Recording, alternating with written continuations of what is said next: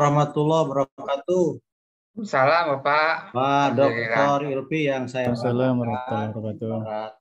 para sama siswa teman-teman yang saya hormati. Terima kasih Pak Dr. Ilfi sudah bisa bergabung hari ini. Ikuti semua apa yang Pak Dr. Ilfi agendakan nanti. Kita menyesuaikan ya. Selama ini kita kan ada yang tampil dengan makalahnya ya, yang diambil dari buku babonnya yaitu Linjay.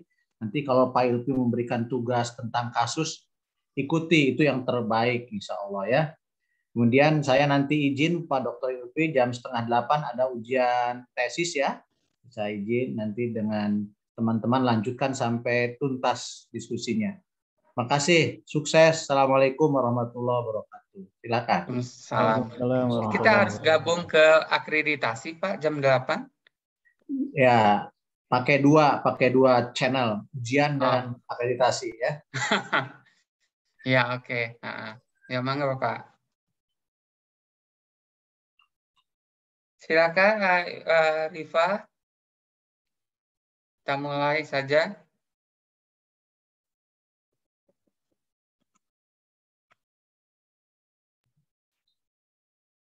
Assalamualaikum warahmatullahi wabarakatuh. Waalaikumsalam warahmatullahi wabarakatuh.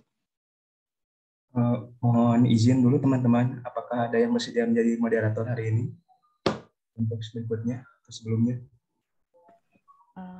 Saya dari kelompok 6, Bang Rifa, mungkin bisa saya saja, tidak apa-apa. Oh, terima kasih, Teh Alwas. Ya, silakan. Ini kelompoknya Kang Rifa sama Teh Ananda ya, kalau tidak salah. Ya, betul. Teh Anandanya sudah masuk ke dalam room? Sepertinya belum tuh, Teh Ananda. Ditunggu dulu apa langsung dimulai, Kang Rifa? Untuk pemateri pertama, saya Teh. Teh Ananda Teh, mohon maaf. Saya nanti sesuai Ananda. Bagaimana baiknya ya? Ini udah dihubungin?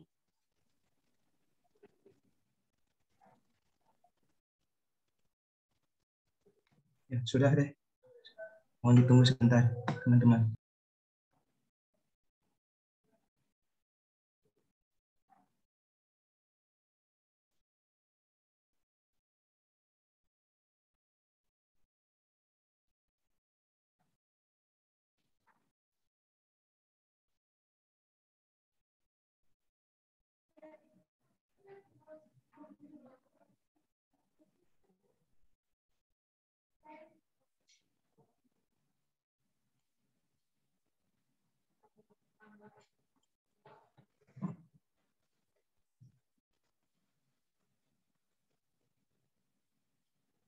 Mohon ditunggu sebentar, Pak Profesor, Pak Dokter, teman-teman.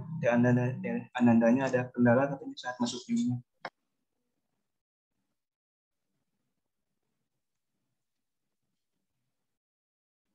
Ini siapa yang pernah ke Jerman?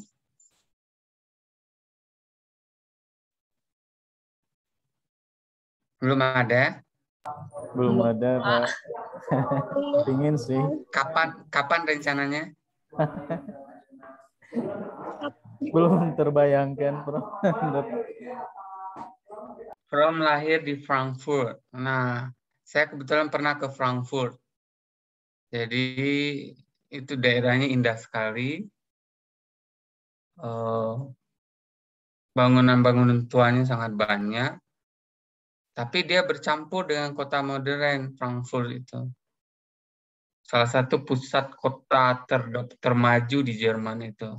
Di Frankfurt. Kalau Anda bisa terbang langsung dari Jakarta ke Frankfurt.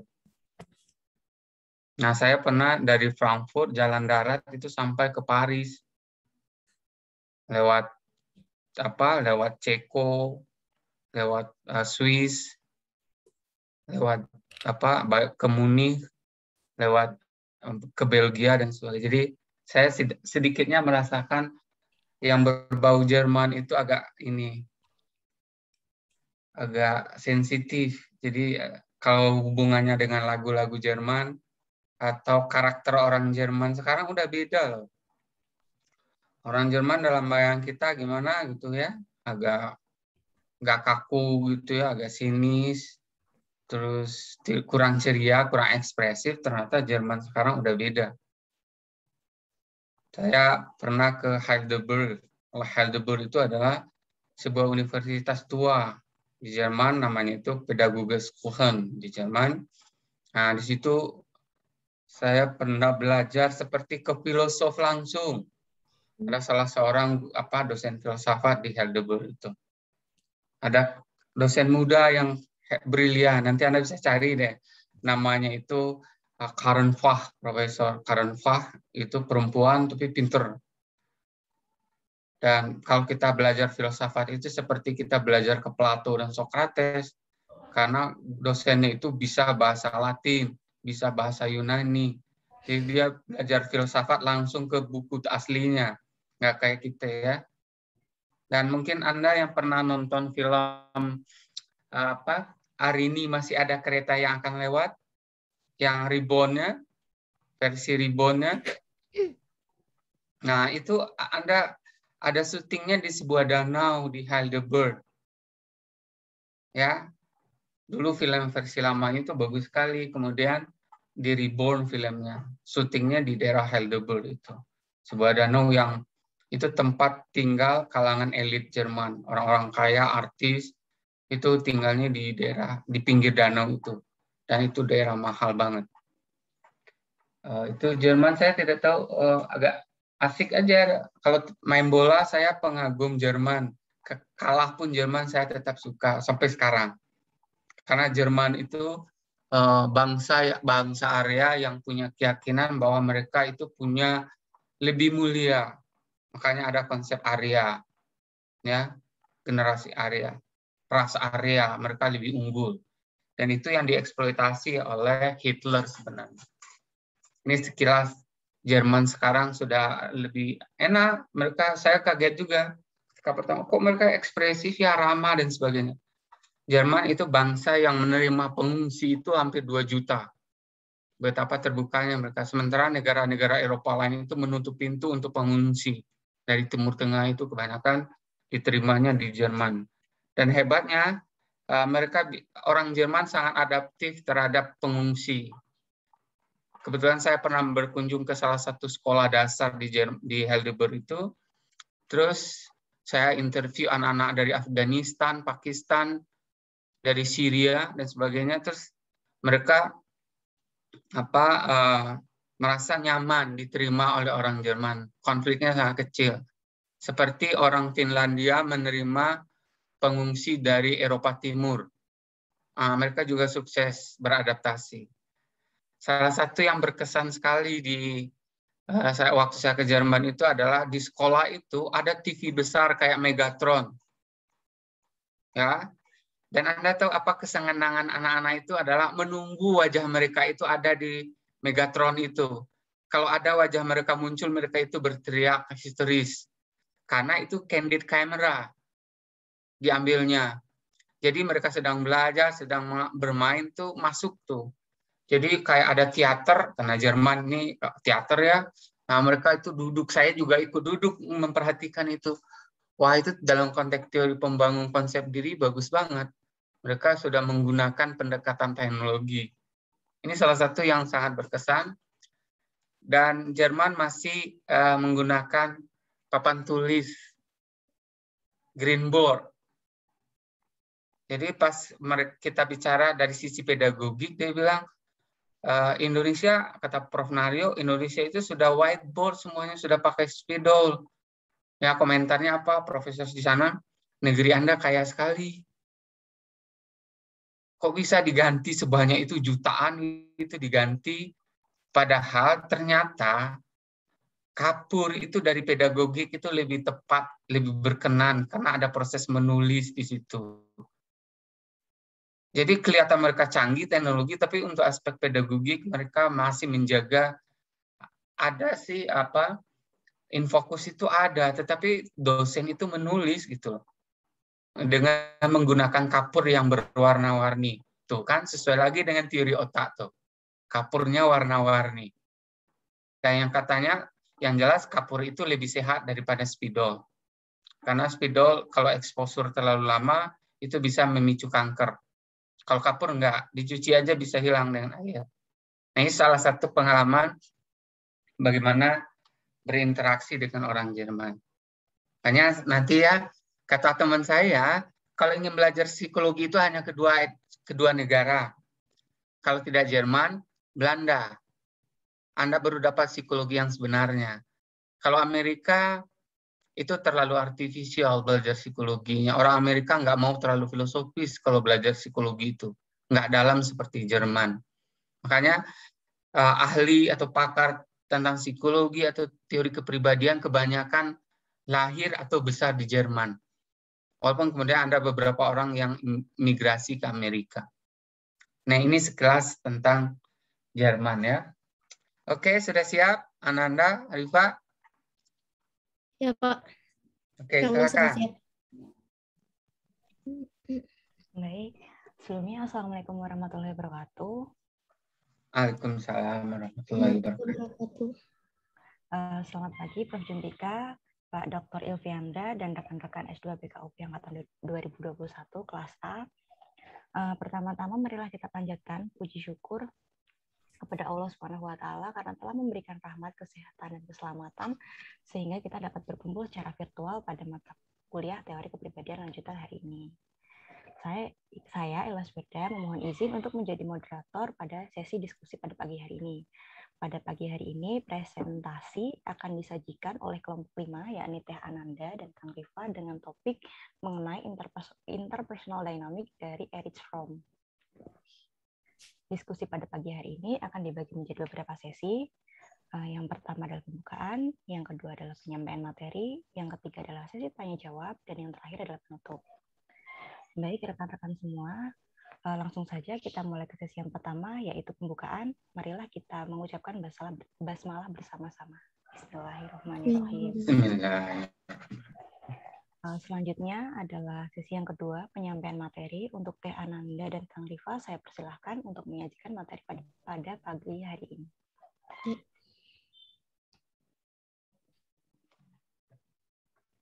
Baik, Bismillahirrahmanirrahim.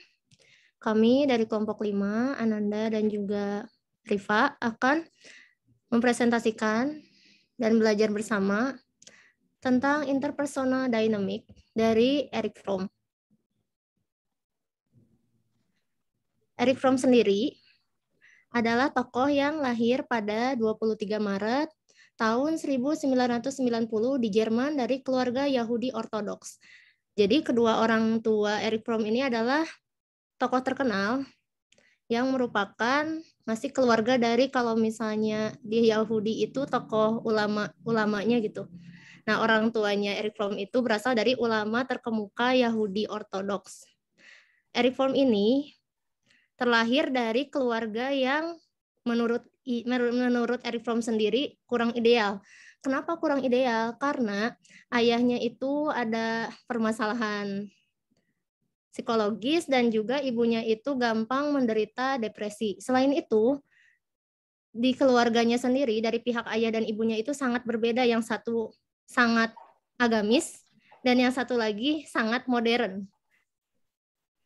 Dan itu melahirkan pada diri Erich Fromm bahwa ya kalau misalnya orang tua saya neurotis, berarti saya juga sama kayak gitu, neurotis. Itu. Lalu yang kedua, saat remaja, Erich Fromm tertarik pada pemikiran kasus bunuh diri. Bunuh diri seperti apa? Bunuh diri yaitu dulu itu ada kasus di mana seorang aktris yang bunuh diri karena ayahnya meninggal. Saking sedihnya dia itu memutuskan daripada saya hidup, lebih baik saya ikutan meninggal dengan ayah saya. Dan kasus tersebut yang sedang hangat pada masa itu sangat memicu ketertarikan pada diri Erich Fromm. Yang dari ketertarikan ini menimbulkan Erich Fromm sendiri jadi penasaran akan psikologi, dan pada tahun 1925 sampai 1930 Erich Fromm itu belajar psikoanalisis di Munich, kemudian ke Frankfurt. Erich Fromm sendiri belajar pada salah satu murid dari Sigmund Freud,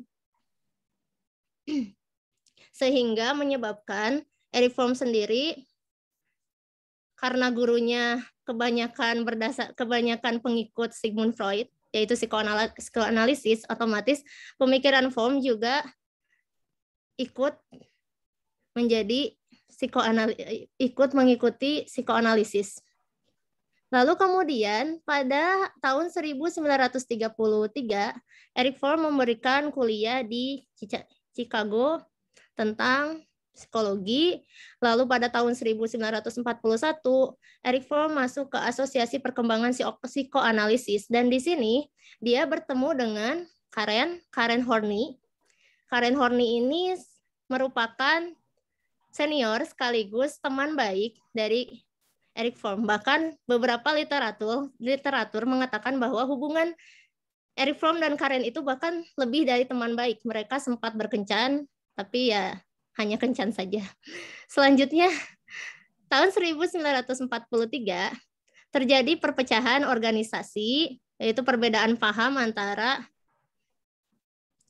Fromm dan juga kubunya Karen. Dan kebetulan perbedaan paham ini memicu keretakan hubungan antara Karen dan juga Erich. Alasannya apa? Alasannya adalah karena Erich Fromm ini diminta untuk mengajar psikoanalisis.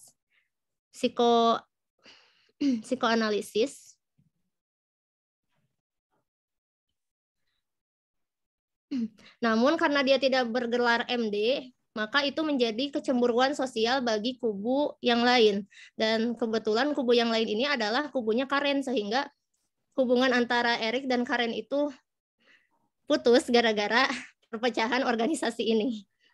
Sehingga pada tahun 1946, Erich Fromm, Sullivan, terus temannya yang lain mendirikan asosiasi baru atau organisasi baru, yaitu William Alson White Institute of Psychiatry, Psikoanalisis, dan Psikologi dengan Erich Fromm sebagai ketuanya. Pada tahun 1949, Erich Fromm bergabung dalam Fakultas Nasional Autonomous Universitas Meksiko dan membangun Departemen Psikoanalisis pertama di Universitas Meksiko. Lalu pada tahun yang terakhir, 1976, Erich Fromm beserta istrinya pindah ke Switzerland dan meninggal pada usia ke-79 tahun. Erich Fromm ini dikenal oleh sesamanya sebagai pribadi yang rasa ingin tahunya sangat tinggi. Jadi kalau misalnya penasaran tuh dia bakal terus nyari sampai ketemu dan selalu belajar sampai akhir hayatnya. Oke, next.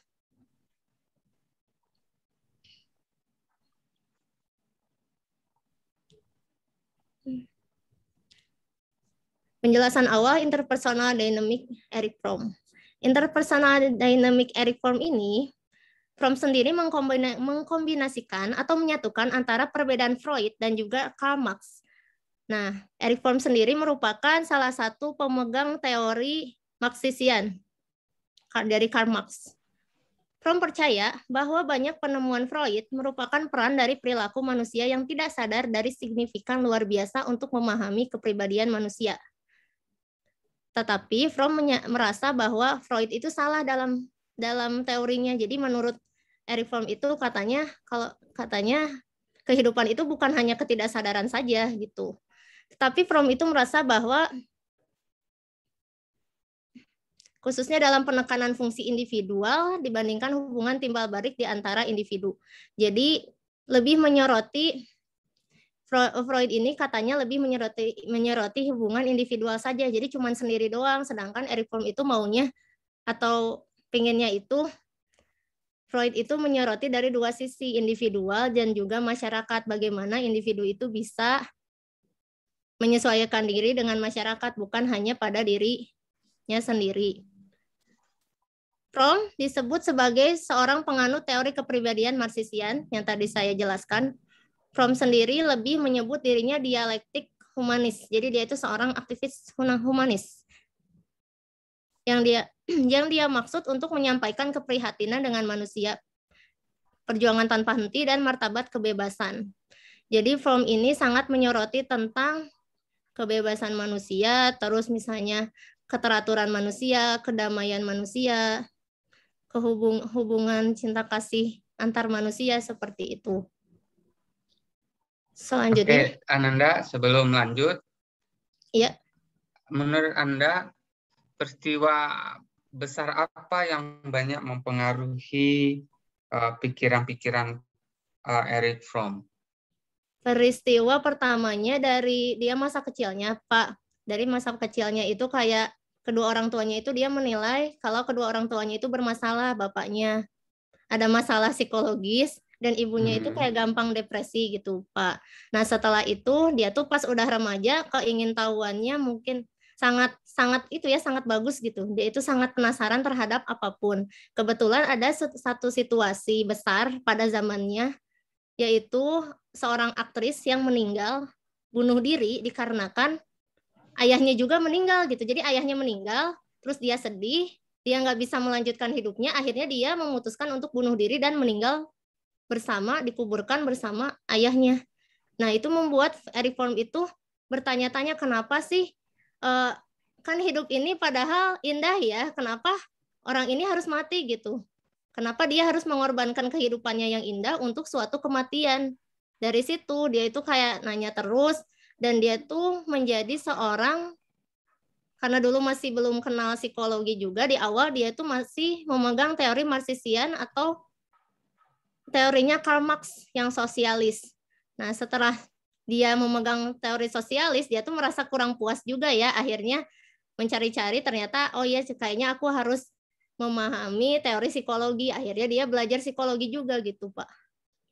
Dari situ. Bagaimana kira-kira pengaruh tradisi Yahudi, kerahiban itu ya? Ya. Juga itu mempengaruhi teori yang dikembangkannya? Kalau untuk agamanya sendiri, Fromm ya dari literatur yang saya baca, dari buku tidak dijelaskan apakah agama mempengaruhi pola pikirnya, tapi dia itu menganggap kalau misalnya kehidupan itu indah, dan kenapa juga harus disesali, kenapa harus disedihkan, kenapa harus sedih, dan juga kenapa harus ada kejahatan gitu dari situ. Kenapa kemudian Fromm itu menolak organized religion? Dia menolak karena tidak suka lagi agama yang terlalu terstruktur. Agama yang ya kalangan-kalangan tertentu kan beragama tanpa organized religion. Agama sebagai sebuah sistem sosial dibuat hierarkis ya. Dia nggak nyaman lagi dengan gaya seperti itu. Walaupun dia sebenarnya sangat dari keluarga yang sangat taat dari sisi agama. Baik, Pak. Dan salah satu fenomena yang menarik, di India itu dulu kan tradisinya begitu ya. Kalau suami mati atau meninggal, itu istri itu bunuh diri loh. Iya. Ikut mati karena itu penyatuan. Karena makanya muncul istilah suami istri. Suami itu yang memiliki, artinya itu dari bahasa bahasa India kalau nggak salah itu. Jadi makanya jangan menggunakan suami istri bahasanya. Suami itu yang memiliki, istri itu yang dimiliki. Jadi relasinya tidak setara. Itu relasi eksploitatif, pemilikan. Makanya kemudian oleh pemerintah Inggris itu dilarang dilanjutkan tradisi itu.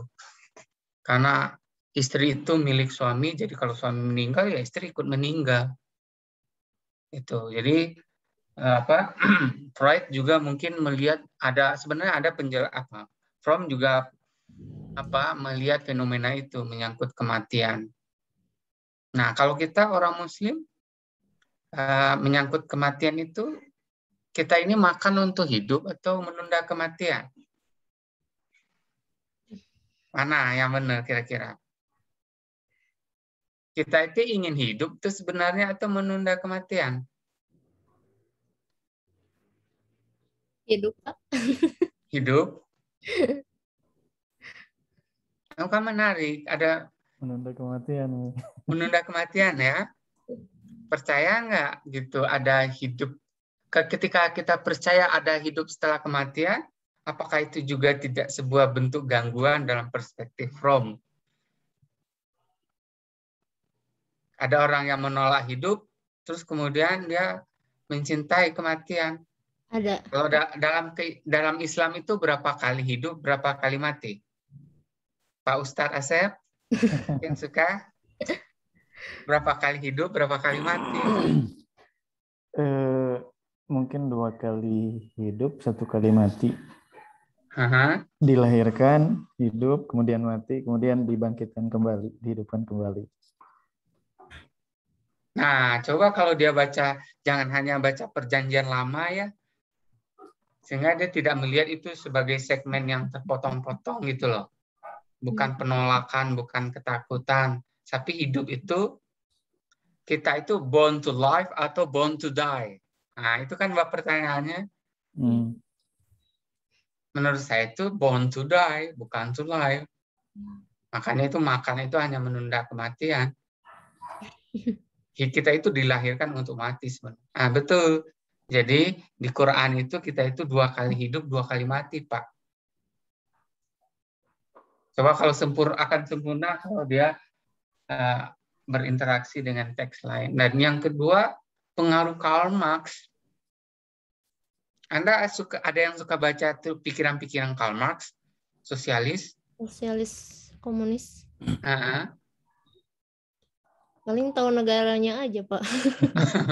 Karena ini menarik idenya tentang kesetaraan, kesamaan gitu ya.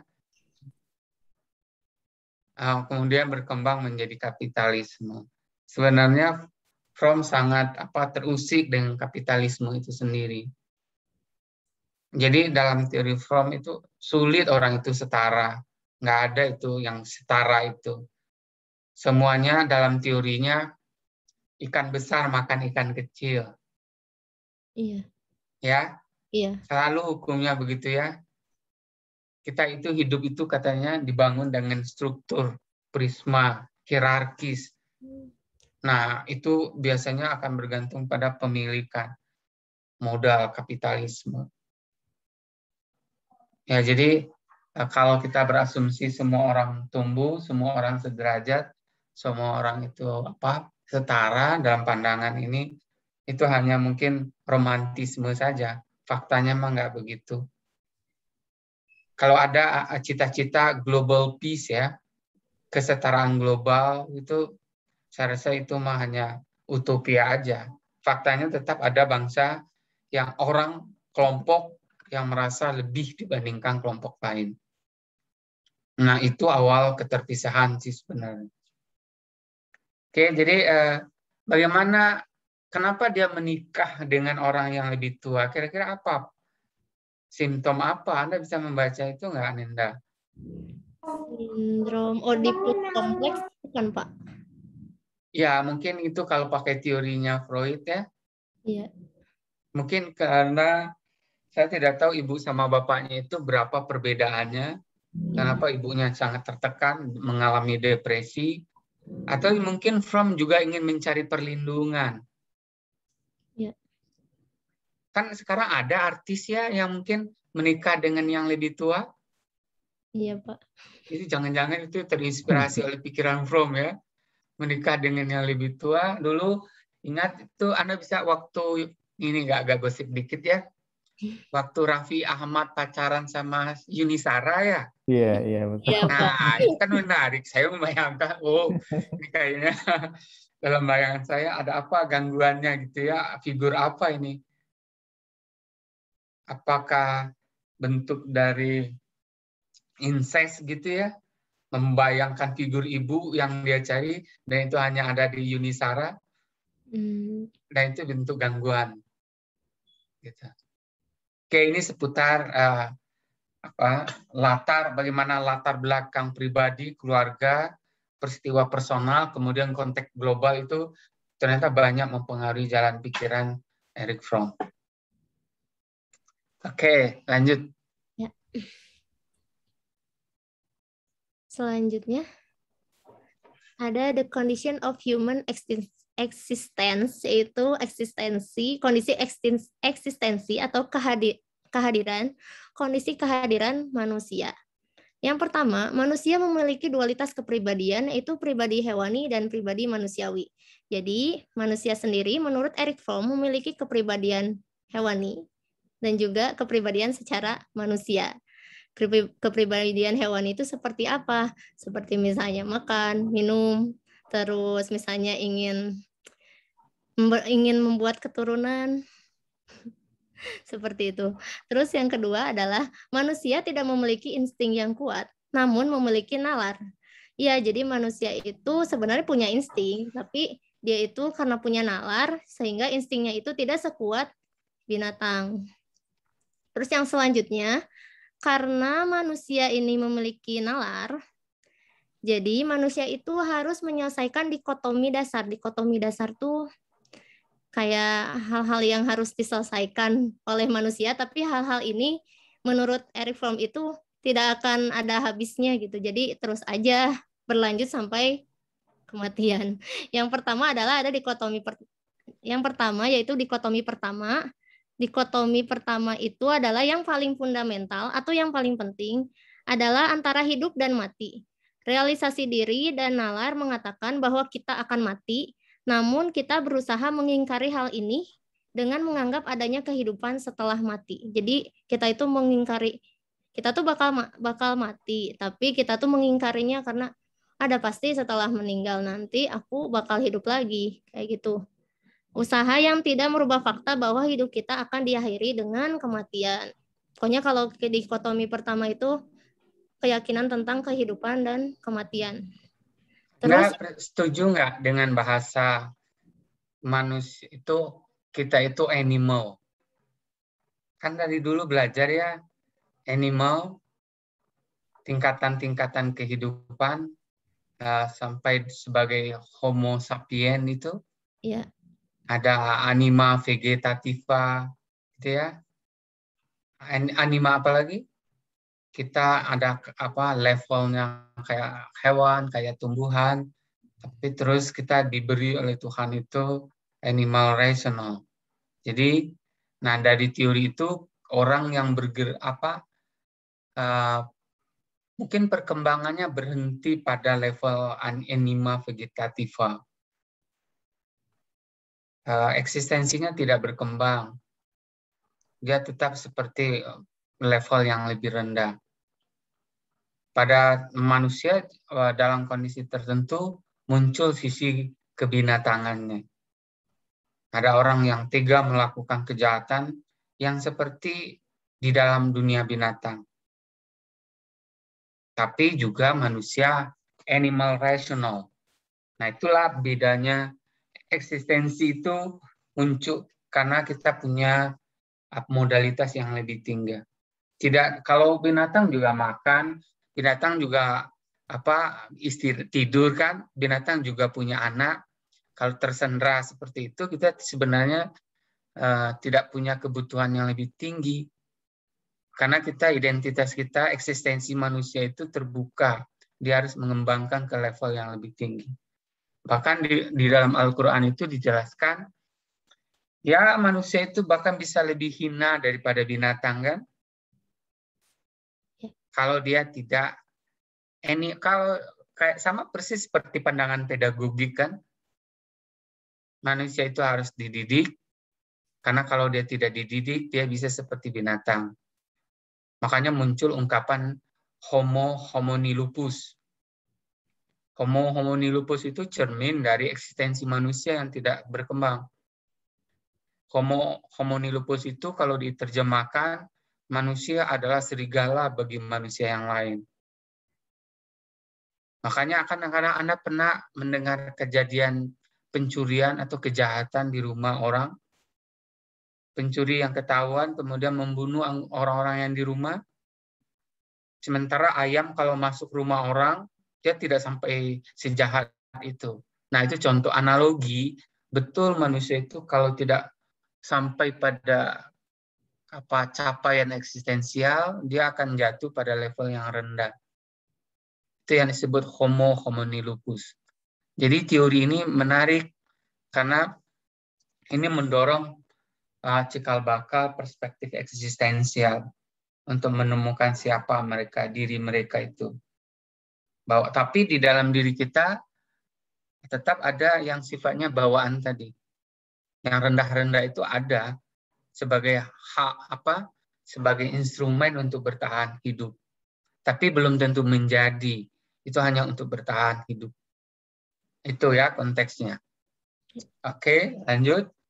Ya, dikotomi selanjutnya adalah dikotomi eksistensial. Eksistensial ini maksudnya adalah menurut Fromm, bahwa manusia itu mampu membentuk konsep tujuan dari realisasi yang utuh, realisasi diri utuh, penyadaran diri yang utuh.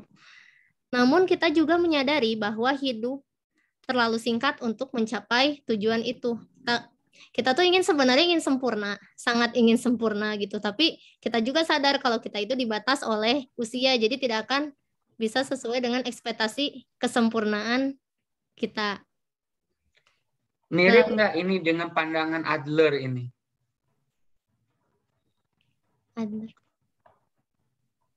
Adler juga menekankan pada kesempurnaan dalam bentuk diri fiksi, fictional finalism, bahwa akhirnya kita itu sadar atau tidak kita sedang menuju kesempurnaan. Tapi Tuhan kan di Quran itu ya sudah dijelaskan bahwa kita itu diciptakan dalam bentuk sempurna.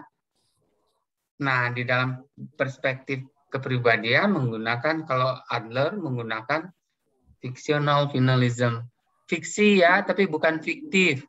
Ya. Beda ya. Beda. Nah, jangan ribut nanti Anda setelah belajar itu jangan marah-marah ketika Rocky Gerung ya bicara kitab suci itu fiksi. Fiksi. Itu benar loh. Mm-hmm. Tapi bukan fiktif. Fiktif mah kebohongan. Fiksi itu adalah sebuah ideal. Itu cita-cita. Kita kalau ikut Quran itu hidupnya di jalan yang lurus, nanti sempurna. Cuma orang nggak ngerti psikologi ya, jadi diserang bahwa Rocky Gerung itu menistakan agama. Padahal bisa dijelaskan dengan teori Adler. Ya, jadi kalau dalam, ya itulah yang saya maksud sebagai perilaku bertujuan, teleologi. Kita itu ada loh. Nah, pertanyaan sekarang, yang punya tujuan itu kita atau yang menciptakan kita? Itu kan menarik, Pak Asep, Ustadz. Kita yang merumuskan tujuan itu atau yang menciptakan kita, yang memberitahu tujuan kita itu diciptakan untuk apa? Oleh Sang Pencipta. Nah, itu. Nah, beda ya. Kalau mereka itu mengeksplorasi untuk tujuan. Kalau kita kan sudah diberitahu kan tujuan kita itu apa oleh Sang Pencipta itu. Tujuannya mengabdi ya. Betul. Az-Zariyat 56 itu ya. Mencari keridhaan Allah. Nah, aduh, berat itu. Sebenarnya Allahnya ridho, kitanya yang nggak ridho gitu ya. Allah dari dulu mah ridho aja, kitanya yang nggak ridho gitu. Nah, ini persoalan eksistensial karena mungkin teman-teman yang menikmati filsafat eksistensialis, yang ada yang pernah membaca tulisan Jean-Paul Sartre, La Imagination bukunya itu, novelnya itu, ya, atau yang versi Denmarknya Søren Kierkegaard, ada Carl Jasper, ya, itu nama-nama orang yang kalau Anda ingin agak dalam bicara tentang pertanyaan eksistensial, ini Fromm sepertinya banyak dipengaruhi oleh pikiran-pikiran eksistensial seperti itu. Saya punya bacaan favorit. Sampai sekarang hari ini saya sangat menikmati membaca karya Jean-Paul Sartre itu, eksistensial. Nah, ini contoh kenapa pertanyaan atau persoalan eksistensi menjadi concern dari teori Fromm ini. Oke, lanjut. Ya. Dikotomi yang terakhir adalah dikotomi eksistensial ketiga, yaitu Fromm mengatakan bahwa manusia pada akhirnya akan sendiri. Namun tetap saja manusia ini tidak bisa menerima pengucilan atau isolasi. Mereka sadar bahwa dirinya adalah individu yang terpisah. Di saat yang bersamaan, mereka percaya bahwa kebahagiaan mereka itu tergantung pada ikatan mereka dengan manusia. Jadi kita tuh sadar kalau misalnya kita tuh bakal sendiri, nanti lahir sendiri, terus meninggal sendiri. Tapi menurut POM kita itu, kebahagiaan kita itu adalah kita bersosialisasi atau punya hubungan dengan manusia yang lain. Dan sebagai manusia itu sangat tidak menyukai, setiap manusia itu tidak menyukai isolasi atau pengucilan dari orang lain. Seperti nanti ini bisa dianalisis dari teori need for relatedness ya. Bahwa kita memang diciptakan untuk menyatu dengan orang-orang sekitar. Nah, saya ingin beri pertanyaan eksistensial kepada semua teman-teman ya. Ini agak serius sedikit ya. Agak filsafat sedikit, nggak apa-apa ya. Kalau menurut teman-teman, kita itu diadakan atau ada? Atau mengada?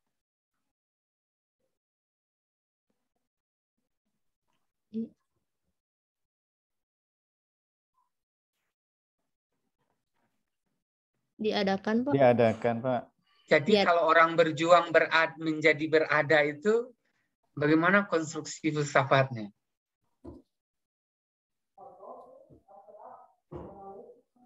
Karena ada orang yang mengatakan we are nothing. Kita itu sebenarnya nggak ada, kita itu diadakan. Ya. Nah, itu nanti bisa jadi rujukan ya, persoalan eksistensial. Ini bagi teman-teman yang agak baru berinteraksi, saya suka, karena saya penganut eksistensialis sebenarnya. Pencarian-pencarian siapa aku, apakah becoming itu benar nggak, dari sisi siapa itu becoming itu, apakah kita harus melihat dari sisi kitanya, yang sebenarnya itu we are nothing, yang ada itu hanya Tuhan, kita itu hanya diadakan. Itu kan pertanyaan-pertanyaan eksistensial, tapi itu juga akan terkait dengan hal yang terkait ya dengan Sang Pencipta. Mungkin inilah yang menyebabkan Fromm agak nggak sejalan kemudian dengan keyakinan dogma keyakinan tertentu ya, karena Tuhan dalam pandangan dia sangat berkuasa jadinya. Ya, bentuk ketidakberdayaan kita itu kita minta tolong kepada Tuhan. Itu katanya jadinya. Ya, jadi hati-hati membaca buku ini harus pakai bismillah ya. Harus menyebut nama Tuhan ya. Hati-hati kalau tidak Anda geger otaknya nanti ya. Guncang-guncang itu keyakinannya nanti pikirannya ya. Ya, jadi ini kayak nanti cacat kognisinya nanti ya. Bahaya. Tapi ini sekedar, kalau Pak Juntika itu ya ini sekedar hasanah saja, ini referensi berpikir aja.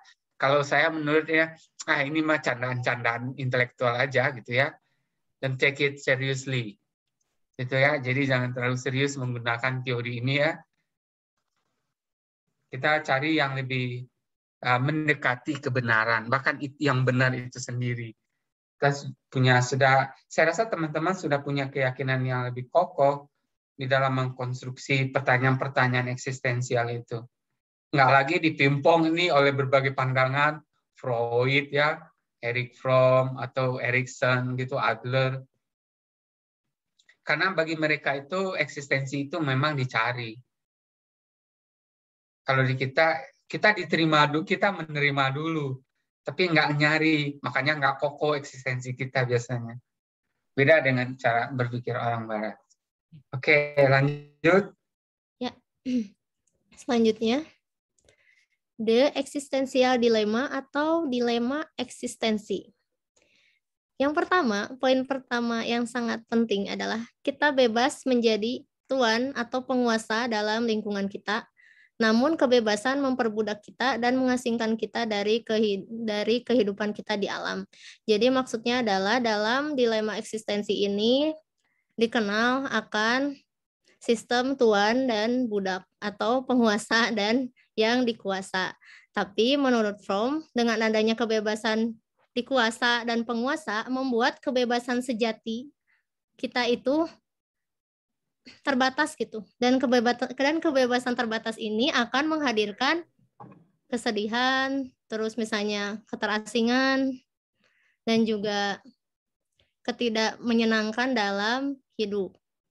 Lalu, Fromm percaya dengan cinta dan kerjasama akan menghasilkan hubungan manusia yang lebih baik. Jadi, Fromm ini sangat menekankan pada cinta, kerjasama, keteraturan, keamanan, dan kebahagiaan.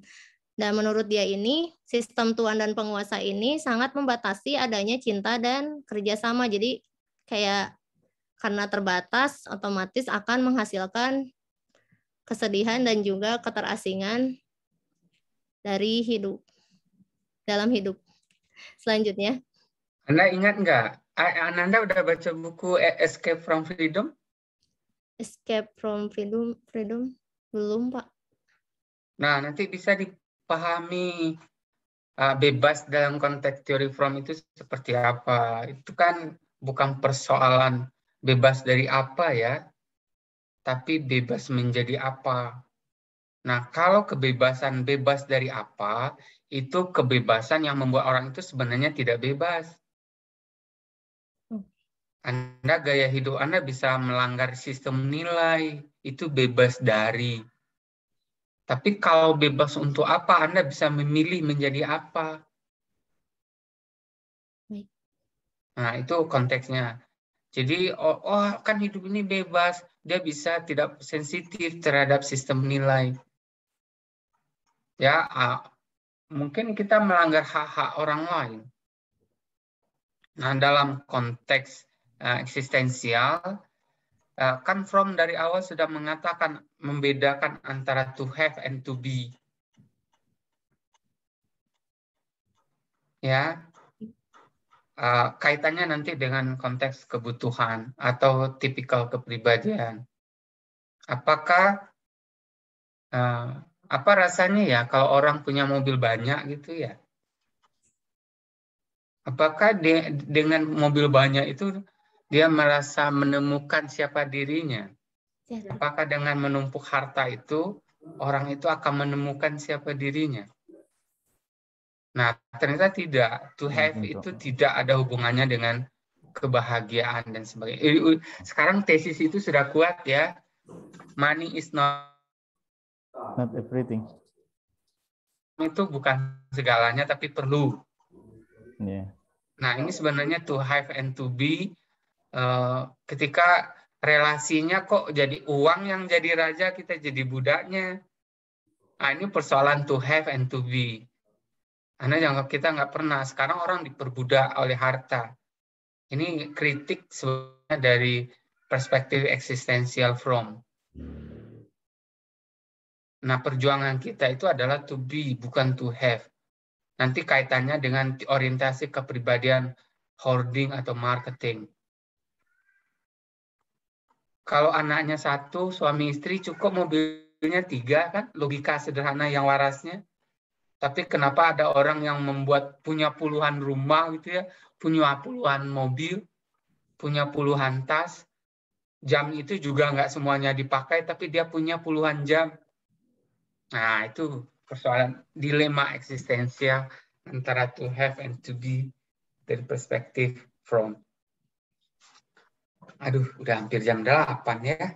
Ini sebenarnya Anda senang nggak sih diskusi yang teori ini? Senang sekali, Pak. Ya, senang. Atau Anda juga punya preferensi seperti saya gitu ya? Banyak Wah, sudah mulai nih. Kayaknya naksir ini nih, kayaknya lebih serk dengan cara berpikir Anda, teori apa gitu ya. Tapi ya sekedarnya aja. Kalau saya hidupnya tidak lagi terlalu banyak menggunakan psikologi. Sains itu lebih ditempatkan sebagai tool saja, hanya pembantu. Dan harus jadi pembantu yang baik. Supaya saya tidak jadi budaknya. Itu ya, kita belajar nanti menempatkan sains dalam kehidupan. Artinya kan nanti jangan terlalu banyak berpikir akhirnya hidup itu. Gitu. Oke.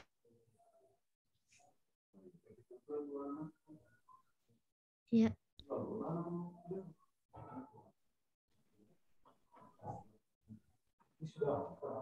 Dilanjut aja, Pak. Ya, lanjut. Ya. Nggak apa-apa, saya coba tanya dulu ke Pak Agus jam berapa harus join. Oke. Baik Pak, terima kasih. Oke, dilanjut. Kebutuhan unik manusia. Nah, manusia ini mempunyai kebutuhan yang sangat unik ya. Yang pertama adalah relatedness, rootedness, yaitu keterkaitan dan keberakaran. Jadi kebutuhan untuk ikut mencintai apa yang dimiliki, untuk menjadi bagian dari sesuatu yang dimiliki. Kita ini ingin dimiliki dan juga ingin memiliki. Nah, ini tuh merupakan salah satu kebutuhan unik manusia. Yang kedua adalah transcendence, yaitu diciptakan dan pencipta. Kebutuhan untuk berubah atau merubah sikap hewani yang ada pada manusia dari seseorang yang hanya diciptakan menjadi seseorang yang pencipta juga gitu, membuat sesuatu juga. Lalu selanjutnya adalah ada unity atau persatuan. Kebutuhan untuk memperbaiki perpecahan atau kebutuhan untuk perdamaian ya, persatuan bersatu. Untuk selanjutnya adalah identity atau identitas. Kebutuhan untuk mengembangkan rasa individualitas. Tujuan ini dapat dicapai dengan bekerja sama dengan orang lain. Contohnya adalah pelayan dengan majikannya, negara dengan penguasanya atau presidennya. Seperti itu. Terus ada juga frame of orientation atau pemikiran yang berorientasi, yaitu penafsiran dunia. Kebutuhan untuk menafsirkan apa sih dunia itu, seperti apa sih dunia itu, aku teh harus kayak gimana untuk menyikapi dunia. Seperti itu. Terus ada juga frame of devotion, yaitu mencapai tujuan, bahwa manusia itu ingin sekali mencapai tujuannya. Kalau misalnya ada tujuan, ya harus dicapai. Inginnya sih kalau aku ada keinginan ini, ya aku harus mencapai ini sebisa mungkin. Lalu ada juga excitation, yaitu melatih sifat gugup. Kebanyakan manusia atau setiap manusia ya, setiap manusia itu ingin sekali si sifat gugup atau sifat ketakutannya itu bisa diolah dengan baik supaya bisa menyesuaikan diri dengan hidup. Seperti itu. Selanjutnya ada yang terakhir yaitu effectiveness, yaitu kompeten. Bahwa setiap manusia itu ingin kompeten, ingin berguna bagi dirinya dan juga ingin berguna bagi orang lain. Oke. Teman-teman, saya mohon izin dulu ya, live sebentar. Baik, saya Pak. mencoba gabung dulu ke room akreditasi. Baik, Pak. Kalau tidak harus hadir, nanti saya insya Allah bisa gabung lagi. Mohon izin dulu ya. Baik, Pak. Terima kasih. Oke. Assalamualaikum. Waalaikumsalam warahmatullahi wabarakatuh. Iya. Oke. Dilanjut ya, Pak Prof dan teman-teman. Kita lanjutkan. Oke, dilanjut. Yang selanjutnya adalah ada gangguan kepribadian. Jadi form juga menjelaskan bagaimana gangguan di setiap kepribadian.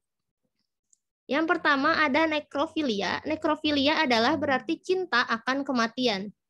Cinta akan kematian ini maksudnya seseorang itu sangat mencintai apapun yang berhubungan dengan negatif. Dia itu ingin, ada aku mah lebih suka meninggal sih daripada hidup. Atau misalnya aku tuh lebih suka rusak daripada sempurna. Aku tuh lebih suka peperangan, aku tuh lebih suka pembunuhan. Aku tuh pokoknya si orang ini tuh sangat menyukai apapun hal yang negatif. Terus selanjutnya ada narsisme berat. Narsisme berat itu adalah bagaimana kita itu sangat tertarik pada diri kita sendiri. Jadi menganggap kalau misalnya kita itu nggak ngapa-ngapain juga, ya berguna, nggak usah ngapa-ngapain lah, dah aku berguna ini. Pokoknya aku lebih bagus dibandingkan orang-orang itu. Kayaknya dia itu lebih mengagung-agungkan dirinya sendiri, tapi tidak memikirkan orang lain, tapi malah ya istilahnya dia hanya menomorsatukan dirinya, tapi mengabaikan orang lain. Selanjutnya ada simbiosis incest. Simbiosis incest itu adalah bagaimana seseorang memiliki ketergantungan yang ekstrim terhadap sosok keluarganya. Kalau yang di Fromm jelaskan itu terhadap sosok ibunya. Dia itu merasa kalau misalnya saya itu sangat membutuhkan wanita, menurut Fromm ya, saya itu sangat membutuhkan wanita yang sangat penyayang, sangat memperhatikan saya, yang memanjakan saya, yang menomorsatukan saya, seperti ibu saya. Nah, ini itu disebutnya simbiosis incest. Karena dia itu memanifestasikan suatu hubungan dengan keluarganya, misalnya kalau misalnya laki-laki itu pengen punya pasangan seperti ibunya, persis ibunya, kayak gitu. Terus kalau perempuan, aku masih inginnya sama kayak ayah aku, semuanya harus sama kayak ayah aku. Supaya karena aku merasa tidak ada yang, karena menurut Fromm ini, laki-laki atau perempuan itu merasa bahwa tidak ada yang lebih baik pribadinya dibandingkan orang tuanya. Jadi kalau punya pasangan ya aku mau yang sama seperti orang tua aku gitu. Oke. Lanjut. Oke, sekian dari saya. Terima kasih. Mohon maaf apabila ada kekurangan dan tadi sempat telat juga. Mohon maaf ya. Jadi bisa dilanjutkan ke Kang Rifa, mangga.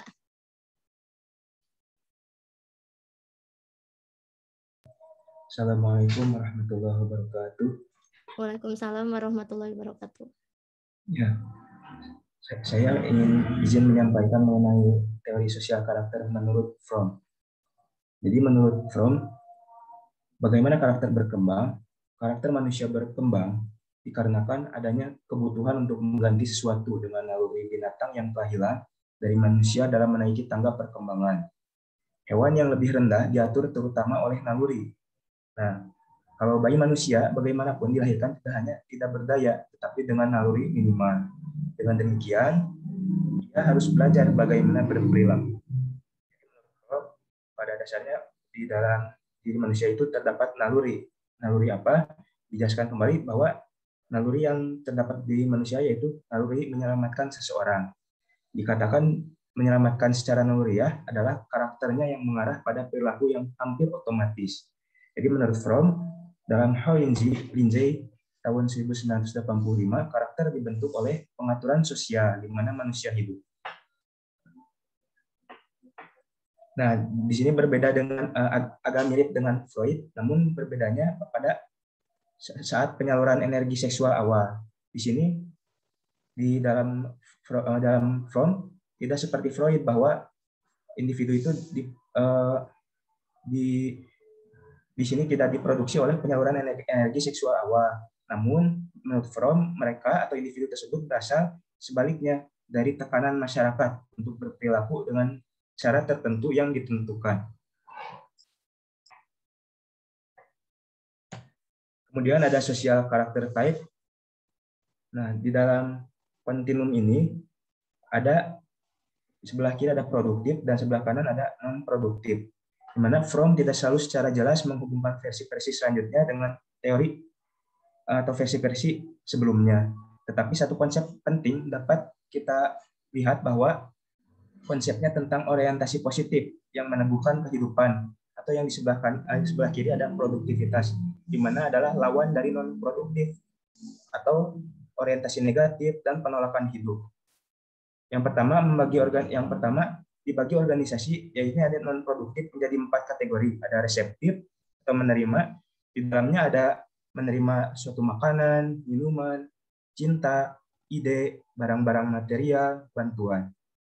Ada lagi melestarikan, di mana seseorang itu harus mengambil, berbeda dengan penimbunan di sebelah kanannya. Penimbunan itu mengumpulkan, memesan, menyimpan, dan melindungi sesuatu, sehingga sangat kontra dengan apa yang ada di lingkup non produktif dengan produktif. Kemudian untuk eksploitatif ada contohnya, yakni mengambil barang-barang yang ada atau yang diinginkan dari orang lain dengan paksa atau licik. Kemudian ada yang terakhir ada pemasaran di non produktif itu, di mana pemasaran tersebut adalah terus-menerus beradaptasi dengan tuntutan eksternal dan demikian menjadi individu itu kurang identitas diri. Jadi di dalam social character type atau jenis karakter sosial, masing-masing dari 4 kategori ini terletak pada kontinum yang membentang antara produktivitas dan non-produktivitas. Setiap manusia untuk bertahan hidup harus dapat menerima sesuatu dari orang lain, mengambil sesuatu, melestarikan, dan menukar. Hanya jika caranya memperoleh sesuatu dan menghubungkan tadi dengan cara yang tidak produktif, hal ini akan berubah menjadi keinginan untuk menerima, memanfaatkan, menimbun, dan memasarkan. Jadi masing-masing dari keempat tipe tersebut dapat bergabung dalam orientasi produktif dan non-produktif, di mana seseorang individu itu tidak akan, di mana seseorang tidak ada yang benar-benar produktif atau sama sekali tidak produktif. Individu itu bisa jatuh pada titik manapun pada kontinum tertentu. Itu menurut Fromm. Untuk karakter on society, bisa dijelaskan oleh Teh Ananda mungkin? Silakan. Baik, Kang. Terima kasih. Ya, kembali lagi ke saya. Saya akan menjelaskan tentang karakter on society atau karakter pada kehidupan bermasyarakat. Yang poin pertama adalah kehidupan masyarakat terpusat pada kekuasaan, fenomena penguasa, dan budak. Jadi, kehidupan masyarakat ini dalam pandangan Fromm terpusat pada penguasa dan budak atau pemimpin dan bawahannya.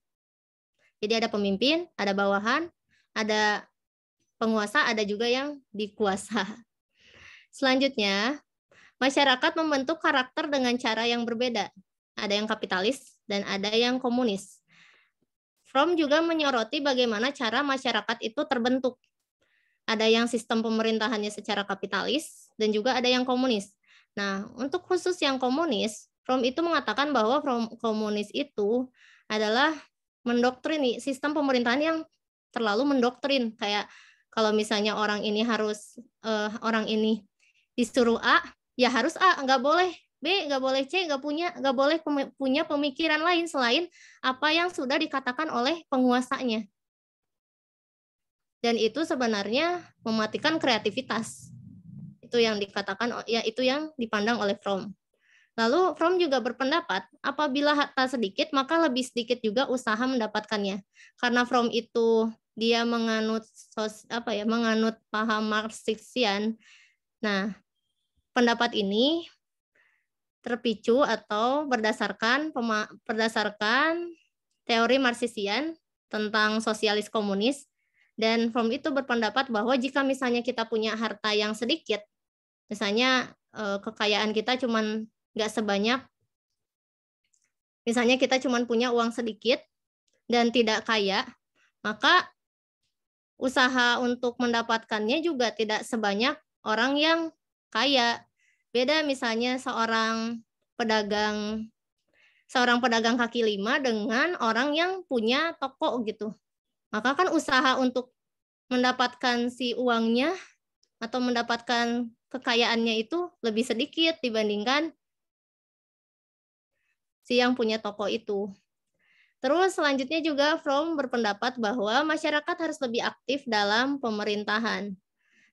Fromm itu mengatakan bahwa masyarakat itu harus lebih aktif, tidak hanya penguasa saja yang boleh ada dalam suatu pemerintahan, atau yang mengatur suatu negara itu bukan hanya penguasa tapi bawahannya juga harus ikut berpartisipasi, dan ini disebut dengan manajemen humanistik atau secara kemanusiaan. Oke, lanjut. Kembali lagi. Ya, terima kasih. Kang Rifa. Ya, sama-sama. Ya, untuk research atau penelitian pada karakter sosial yang dikemukakan Fromm, penelitian dilakukan oleh Fromm pada tahun 1957 di suatu desa kecil di Meksiko, di mana terdapat beberapa teknik untuk menilai karakter subjek mereka. yakni ada salah satunya ada teknik wawancara mendetail. Subjek mereka adalah penduduk desa. Pemilik lahan penimbunan produktif ini terkait pada nilai-nilai tradisional yang menyertai praktik pertanian skala kecil. Jadi di sini yang menjadi untuk menjadi populasinya ada 3 kelas. Yang pertama ada pemilik tanah, yang kedua ada pekerja tak bertanah, yang ketiga ada pedagang atau pengusaha yang berinisiatif untuk memperkenalkan produk teknologi kepada penduduk desa.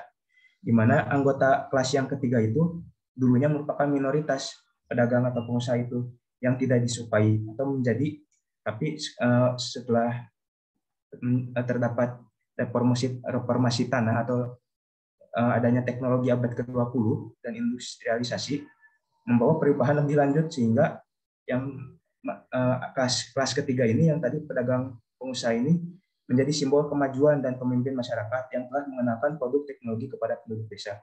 From dan rekan menggunakan berbagai teknik dari untuk menilai karakter subjek mereka. Ada wawancara, yakni ada dengan 2 tes proyektif, Rorschach dan TAT, untuk menyadap materi yang tidak disadari.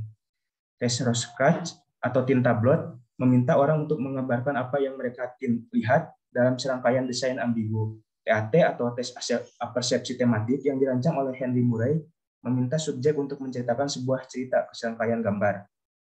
Temuan penelitian ini cenderung mendukung teori Fromm karena karakter sosial ketiga kelas tersebut masing-masing menampilkan karakter khas yang sesuai dengan keunikan kondisi sosial ekonominya. Nah, ini hasilnya adalah pemilik lahan penimbunan produktif ini terikat pada nilai-nilai tradisional yang menyertai praktik pertanian skala kecil. Kekuatan, tanggung jawab, dan pelestarian tradisi ada pada tadi pemilik lahan penimbunan produktif.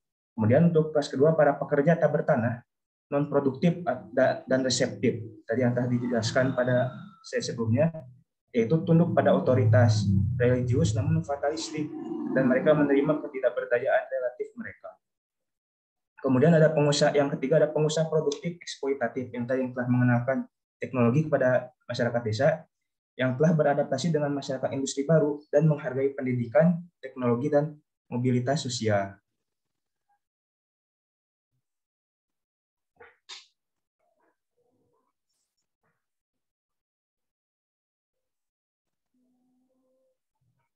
Ya, pada evaluasinya dari buku Kelvin S. Hall dan Gardner Lindsay tahun 1985 terdapat tabel mengenai kebutuhan manusia tadi yang tadi dijelaskan oleh Teh Ananda, human needs yang unik, namun tidak dijelaskan bagaimana hierarkinya.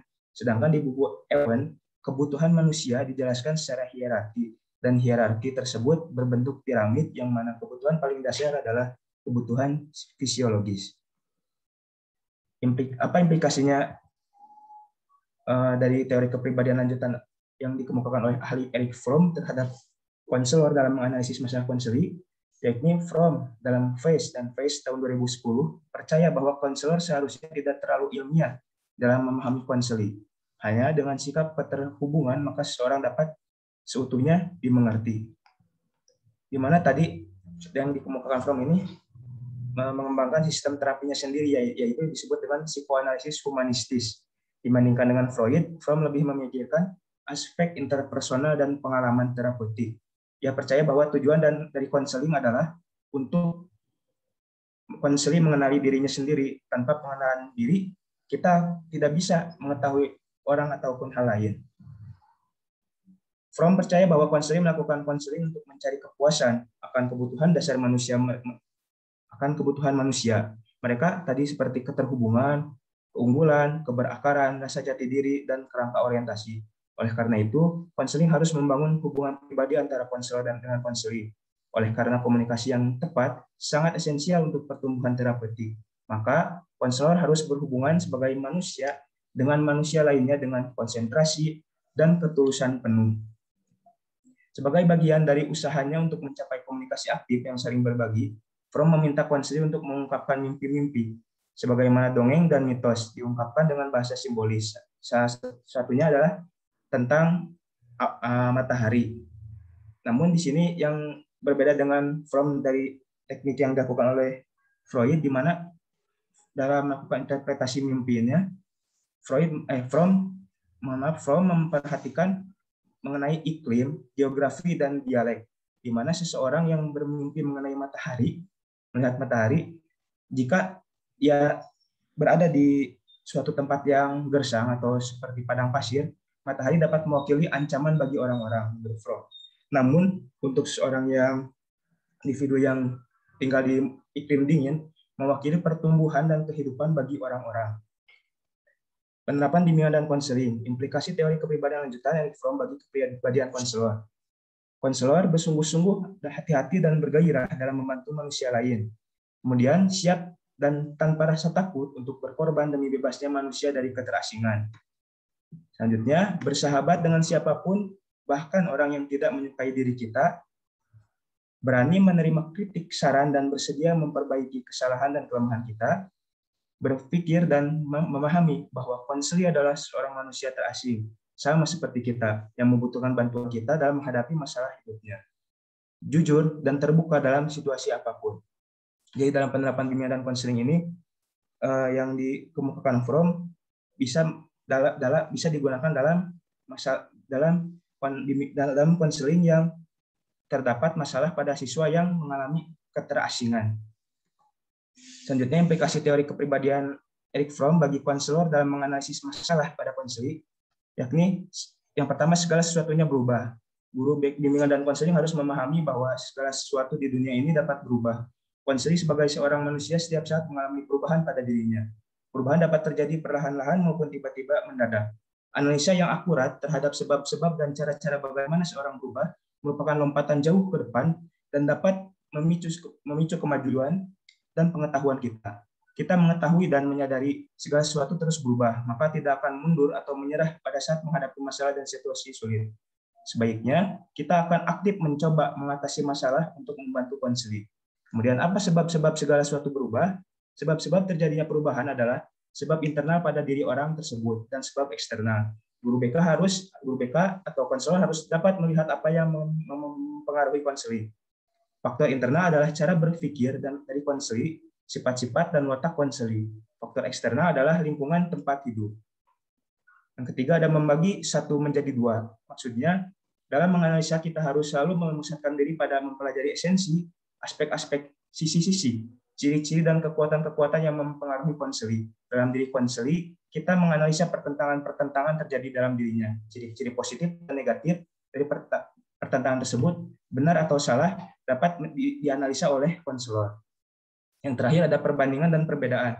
Perbandingan kita gunakan untuk menganalisa ciri-ciri umum yang melekat pada masalah konseli. Pasti tidak mungkin suatu permasalahan sama secara komplit dengan permasalahan lain.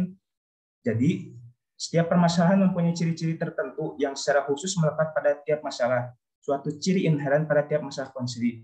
Dalam Fromm ini dikatakan bahwa masalah yang terjadi saat ini pasti ada perbedaan dengan masalah sebelumnya. Dalam arti, walaupun hampir mirip atau hampir identik, namun tetap dalam membandingkan suatu masalah itu tidak bisa dijiplak jalan keluar yang kemarin ini menurut Fromm-nya. Sekian, terima kasih. Mohon maaf. Berikut adalah tadi adalah yang dikemukakan dari kepribadian lanjutan dan implikasinya pada bimbingan dan konseling menurut ahli Fromm, Erich Fromm. Terima kasih. Assalamualaikum warahmatullahi wabarakatuh. Silakan dikembalikan kepada Ibu Moderator.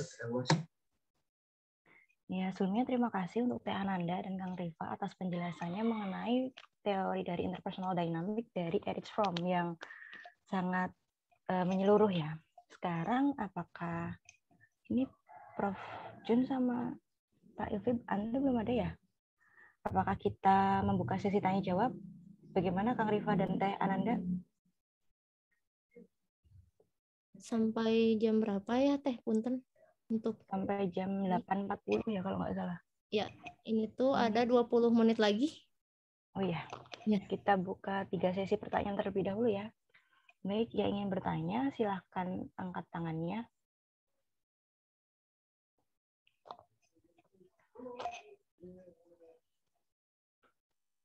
Apakah belum ada yang ingin bertanya?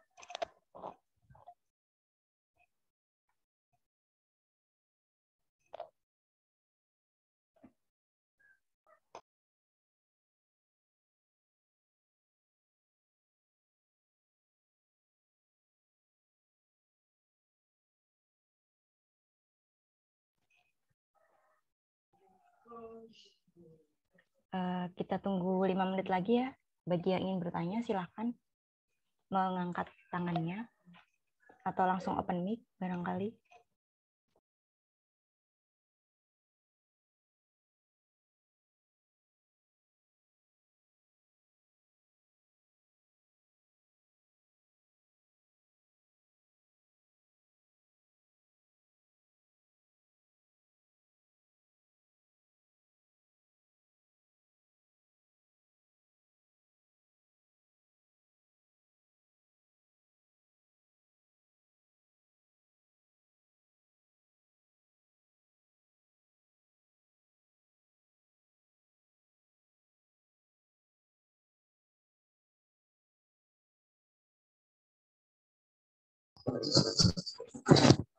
Teh Elwas, punten.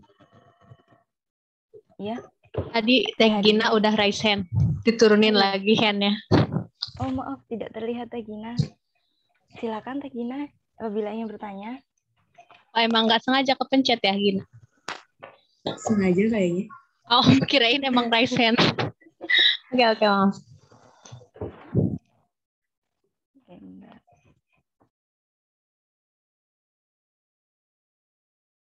Apakah free memory ini? Luar biasa, sudah jelas. Alhamdulillah, terima kasih Teteh. Berarti ini tidak ada yang ingin bertanya ya? Sepertinya tidak, Teh. Ya. Tapi sebenarnya saya sangat tertarik dengan teorinya Erich Fromm. Boleh nggak saya yang bertanya? Boleh Teh, mangga. Ya, kan beberapa teorinya Erich Fromm kan lebih menekankan mengenai cinta ya. Nah, di salah satu bukunya Erich Fromm yang paling terkenal, Seni Mencintai, The Art of Loving, itu ada kalimat yang paling saya suka. Kalimatnya tuh begini, cinta bukan hanya mengenai tentang kata, butuh seni untuk menjalani. Bukan hanya tentang aku dan kamu, itu namanya egois. Bukan tentang memilih yang pantas, itu namanya reseptif. Cinta itu universal, tentang manusia, alam, dan Tuhan. Nah, kalau dari kelompok 5, ini bagaimana sih Erich Fromm itu memaknai cinta? Apakah hanya untuk manusia, ataukah untuk semua makhluk? Mengingat tadi juga dikatakan bahwa manusia itu memiliki dualitas kepribadian dari hewani dan manusia. Izin menjawab, nanti mungkin bisa ditambahkan oleh Kang Rifa. Ya, berdasarkan penjelasan kami, bahwa tadi kan ya, manusia itu punya sifat hewani dan juga sifat manusiawi. Sedangkan tujuan dari Erich Fromm sendiri menafsirkan bahwa tujuan dari kehidupan manusia atau adanya manusia itu adalah untuk saling mencintai, menghargai, menghormati satu sama lain. Makanya saat ada saat Erich Fromm ini melihat kehidupan itu seperti perbudakan, ya penguasa dan budak, dia itu sangat tidak setuju karena sistem perbudakan atau misalnya sistem penguasa dan budak atau misalnya pimpinan dan yang dipimpin itu sangat membatasi adanya kebebasan yang Erich Fromm sendiri mengatakan bahwa kebebasan itu adalah dasar dari cinta gitu. Dan untuk pertanyaan TLW sendiri bahwa apakah cinta itu untuk sesama manusia atau untuk yang lain juga. Karena tadi dijelaskan bahwa manusia ini dipandang oleh Erich Fromm itu sebagai ya dia itu harus saling mencintai, menghargai, menghormati. Itu dari yang saya pahami berdasarkan membaca keseluruhan, tidak hanya ke manusia saja tapi ke orang lain, karena kan konteksnya Erich Fromm ini berpandangan bahwa kehidupan itu harus selaras. Sedangkan dalam hidup sendiri kan tidak hanya ada manusia, tapi ada hewan juga, terus ada hewan, terus ada misalnya alam juga. Dan selaras itu, damai itu dimaknai dengan teratur antara kehidupan secara manusiawi dengan manusia terhadap alam. Mungkin bisa ditambahkan oleh Kang Rifa. Mangga Kang. Baik, saya ikut aja sama jawaban Teh Ananda. Ini ada tambahan mungkin ya dari buku yang tadi telah dibaca oleh Teh Elwas. Didapat paradoks dalam cinta, yaitu fenomena di mana dua insan menjadi satu, namun tetap dua, di mana kesatuan dengan seseorang itu di dalam kondisi yang saling mempertahankan integritas atau individualitas. Jadi dalam hal mempertahankan integritas tadi dan individualitas tadi masing-masing menjadi cinta yang matang, di mana cinta adalah kekuatan aktif yang merobohkan tembok pemisah antara manusia dengan sesamanya, yang menyatukan manusia dengan sesamanya. Jadi pada mulanya, karakter aktif tadi yang disampaikan oleh Fromm, dari cinta dapat dideskripsikan melalui pernyataan bahwa cinta pada mulanya adalah persoalan memberi, bukan menerima. Kata memberi sering disalahartikan dengan menyerahkan sesuatu, kehilangan atau mengorbankan oleh orang yang berkarakter reseptif, eksploitatif, atau menimbun. Jadi bukan dalam artian yang parasitisme dalam hal ini, tetapi bagi pribadi yang produktif. Kata memberi merupakan perwujudan paling nyata dari potensi diri. Memberi adalah pengalaman akan potensi dan vitalitas manusia yang menghasilkan kegembiraan yang luar biasa. Kemudian mengalami dirinya sebagai makhluk yang berkelimpahan, sesuai tadi yang dikemukakan orientasi oleh Fromm, penuh berkah serta hidup, dan oleh karenanya mereka gembira. Jadi cinta yang dikemukakan oleh Fromm di sini tidak dalam hubungan yang parasit atau toksik ya, di mana dalam artian memberi itu kita itu harus saling antara pasangan yang dikemukakan oleh Fromm itu, antara pasangan itu ada saling diantaranya, saling memberi, saling menerima, dan seorang yang menerima tadi pada saat tertentu harus memberikan sesuatu kepada yang memberi tadi, jadi saling ada feedback atau timbal balik di antara kedua insan yang saling mencintai. Terima kasih, mohon maaf. Baik, terima kasih Teh Ananda dan Kang Rifa atas jawabannya, sangat membuka pikiran saya. Lalu ini masih jam 8.28, masih ada sisa 12 menit lagi. Apakah ada yang bertanya? Atau sudah kita cukupkan sambil menunggu para dosen untuk kembali ke room barangkali?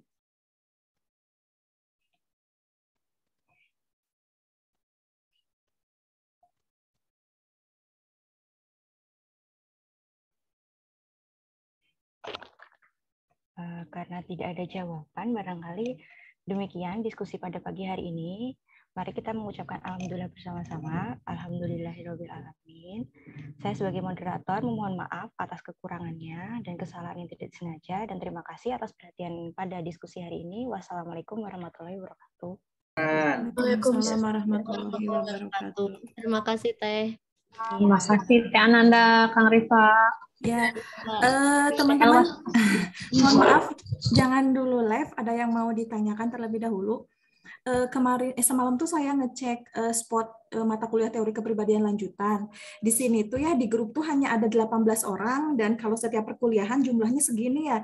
Cuman memang kalau di absen spot itu ada 20 orang, teman-teman. Apakah teman-teman ada informasi mungkin dari kelas Anfulen gitu, ada yang memang tidak mengikuti perkuliahan di kelas A atau di kelas B, gimana gitu? Karena gimana ya? Mungkin beban juga gitu, beban tanggung jawab, namanya ada tapi tidak ada di perkuliahan gitu maksudnya. Saya mau masuk ke spot tapinya keyboardnya rusak.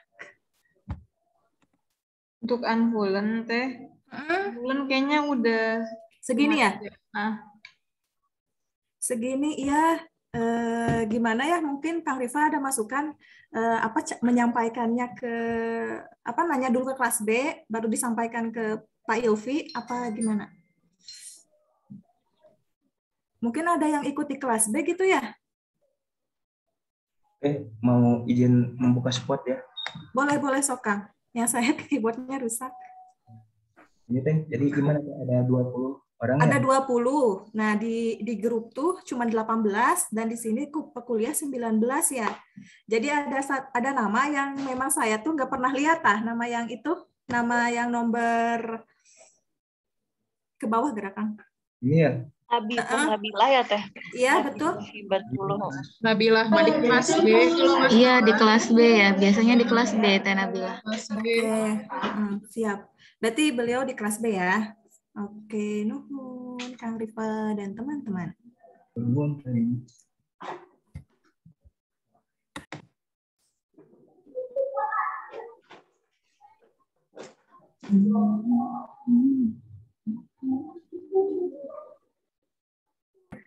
Itu aja Kang Rifa kalau dari saya. Terima kasih teman-teman. Ya, turun ini nanti bisa dihubungi Teh Nabilanya ya, bisa tercatat di kelas sebelah. Ya, Siap 9 tahun. Mau tanya Kang Rifa, kalau tugas tuh yang diupload di Spot belum ada ya di bagian mananya ya Teh, asal belum nemu untuk kayak teori konseling individu yang Bu Ane kan minta beberapa di-upload di Spot ya, tapi pas dicek sepertinya belum nemu tempat untuk upload tugasnya. Barangkali ada yang sudah pernah coba cek. Emang nggak ada kayaknya itu Tesar. Terus ya paling yang emang rada aktif Teh, yang inovasi ya. Kalau kuliah inovasi udah ada beberapa gitu tugasnya Teh di Spot itu Teh. Cuman kalau mata kuliah yang lain kayaknya belum ada sih. Aku suka ngecek gitu, tapi sejauh ini belum ada. Ini apa Teh Sari dan teman-teman, informasi tambahan saja, ternyata memang kalau untuk tugas nggak bisa kita yang upload untuk kayak makalah sama PPT tadi itu minta tolong untuk diupload sama dosen. Ya, harus betul. Ada uploadannya gini kan. Gitu memang harus diatur dulu. Jadi Teh tadi juga ada minta tolong buat di upload sama dosennya gitu. Siap-siap.